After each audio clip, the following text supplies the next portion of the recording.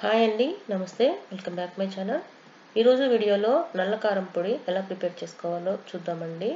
మార్చిన కారం అని కూడా అంటుంటారు. ఈ కారపొడి బాలింతలకి చాలా మంచిదండి. నడుం బలాన్ని పెంచుతుంది. అన్నము అనే రకాల టిఫిన్స్లోకి చాలా టేస్టీగా ఉంటుంది.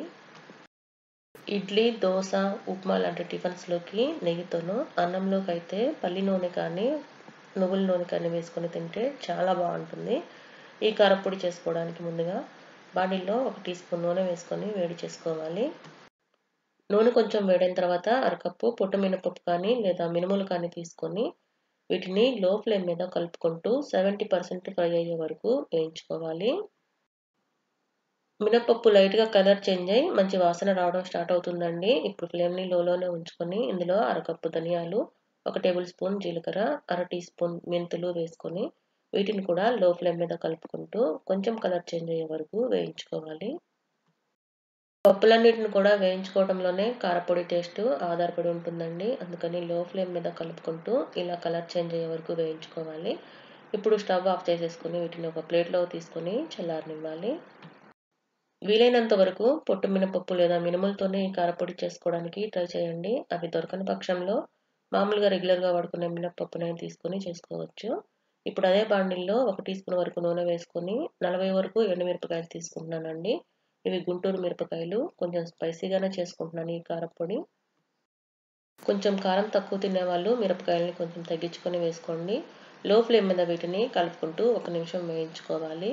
1 నిమిషం వేగిన తర్వాత ఇందులో అరకప్పు కరివేపాకుని శుభ్రంగా కడిగి తడి లేకుండా తుడుచుకొని వేసుకోవాలి. కరివేపాకు వేసుకున్న తర్వాత కూడా మరొక నిమిషం లో ఫ్లేమ్ మీద కలుపుకుంటూ వేయించుకోవాలి. కరివేపాకు క్రిస్పీగా వేగాలండి. అప్పుడే కారపొడి ఎక్కువ రోజులు నిల్వ ఉంటుంది. మిరపకాయలు చూడండి ఇలా లైట్గా కలర్ చేంజ్ అవుతూ ఉన్నాయి. అలాగే కరివేపాకు కూడా క్రిస్పీగా అయింది. కూడా ఫ్లేమ్ని లోనే ఉంచుకొని ఒక మీడియం సైజు నిమ్మకాయ సైజ్ అంత చింతపండు సుమారుగా 20 గ్రాముల వరకు ఉంటుందండి. మీరు తీసుకునే మిరపకాయల కారాన్ని బట్టి ఈ చింతపండుని యాడ్ చేసుకోండి. అలాగే 2 మీడియం సైజు వెల్లుల్లిపాయలని పొట్టు తీయకుండా వేసుకొని ఇలా కలుపుకుంటూ మరొక నిమిషం వేయించుకోవాలి.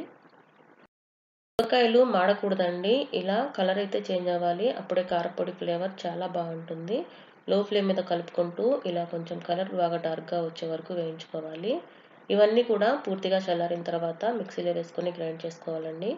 ముందుగా మిక్సీ జార్లోకి వేయించి పెట్టుకున్న ధనియాలు, మినపప్పు ఇవి ఉన్నాయి కదా, వాటిని వేసుకొని ఇలా కొంచెం కోర్స్గా ఉండేలాగా గ్రైండ్ చేసుకోవాలి. ఇవి ఇలా గ్రైండ్ చేసుకున్న తర్వాత ఇందులోనే వేయించి పెట్టుకున్న మిరపకాయలు, చింతపండు ఈ మిశ్రమం ఉంది కదండి, వీటిని కూడా వేసుకొని సరిపడినంత ఉప్పు వేసుకొని ఇలా కారపొడి కొంచెం కోర్స్గా ఉండేలాగా గ్రైండ్ చేసుకోవాలి. గ్రైండ్ చేసుకోవడం వల్ల కారపొడి కొంచెం వేడిగా ఉంటుంది కదండి. ఒక ప్లేట్లోకి తీసుకొని ఒక 2 నిమిషాలు ఆరిన తర్వాత ఏదైనా ఎయిర్ టైట్ కంటైనర్లో స్టోర్ చేసుకుంటే 2 నెలలకు పైగా నిల్వ ఉంటుంది. ఈ కారపొడిలో పచ్చిశనగపప్పు వాడం కాబట్టి బాలింతలకు కూడా చాలా మంచిదండి. అలాగే జ్వరం వచ్చి తగ్గినప్పుడు లేదా జలుబు చేసినప్పుడు నోటికి ఏమీ తినబుద్ధి కానప్పుడు ఇలా ఈ కారపొడి కొంచెం వేసుకొని నెయ్యి కానీ నూనె కానీ వేసుకొని తింటే చాలా బాగుంటుంది. ఈ వీడియో మీకు నచ్చినట్లయితే వీడియోని లైక్ చేయండి, షేర్ చేయండి. అలాగే మన ఛానల్ని తప్పకుండా సబ్స్క్రైబ్ చేసుకోండి. Thank you.